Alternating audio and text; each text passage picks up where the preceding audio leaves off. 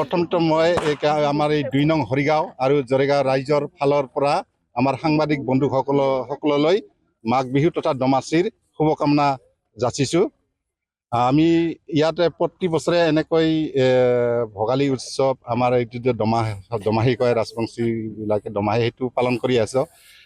ইয়াত কি হয় ডেকা ল'ৰা আৰু গাঁৱৰ মানুহখিনি মিলি এই পথাৰৰ নাৰাখিনি কাটি নাৰা তাৰপিছতে বাঁহ দি এইটো এনেকৈ এটা মেজি ঘৰ বনোৱা হয়।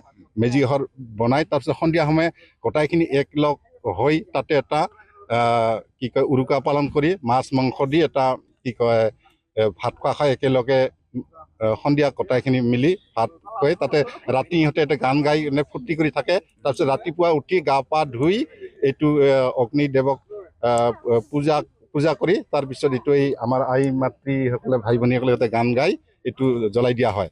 এই আমাৰ যিবিলাক আজি বংশবিলাক নাইকিয়া হৈছে সিহঁতক আমি প্ৰথমে আজি টোপলা ভাত, চাউল চিৰা, ভাত কাৰাই, ধান চিৰা, দৈ, গুড় এইবিলাকে দিয়ে সিহঁতক আমি বৰোৱা বুলি কওঁ। যিটো আমি সিহঁতক আমি প্ৰথমে বৰাম।